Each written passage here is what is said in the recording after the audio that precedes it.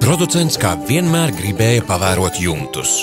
Bet šoreiz, kārtējā ceļojumā pa Latviju, Kuldīgā viņš pamanīja kaut ko īpašu un neparastu. Jumts, kurš pārņēmis māju. Kā tas iespējams? Skatoties uz šo māju, liekas, ka mēs varētu atrasties Nīderlandē, Beļģijā vai, piemēram, Vācijā. Bet nē, mēs atrodamies Kuldīgā pie Ventes. Un šoreiz runāsim par materiālu, kurš palēnām, bet sāk ienākt arī pie mums Latvijā. Sveiks!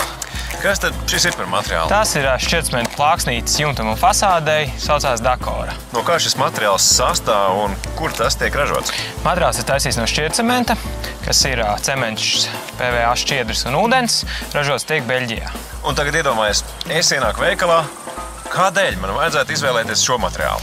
Pirmkārt, šis materiāls ir ilgmūžīgs, tam ir 30 gadu rūpnīcas garantija.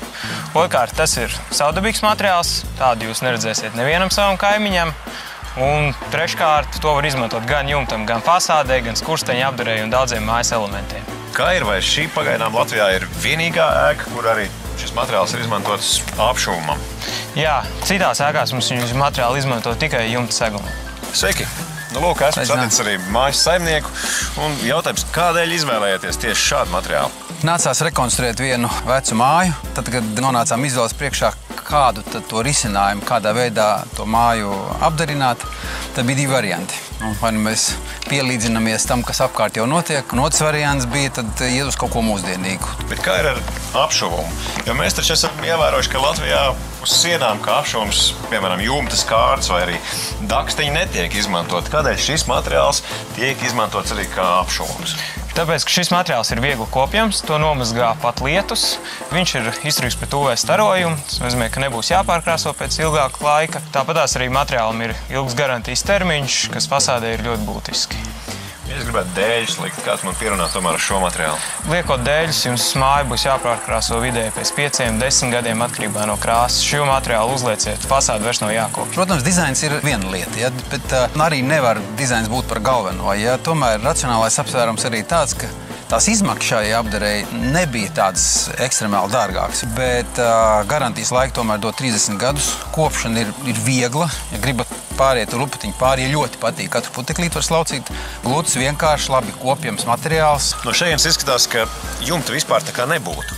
Kur tās teknes ir noslēptas? Nav pierasts, ja, ka nav pārkars mājai, bet ja šādu apšuvumu grib taisīt, tad tā pārkara nesanāk. Teknes ir aiz sienas. Lietus ūdeņi savācās un pa lietus ūdeņi notiek aiziet dārza gravīti. Tur ir izvietot arī tādi speciāli vadi, kas arī kausē sniegu. Bet klausies, ja kāds sēdz bērns krāpā ar akmeni vai ar bumbu, piemēram, tas materiāls iztur? Materiāls ir izturīgs, tas ir plastisks, bet, protams, salauzt iespējams ir visu.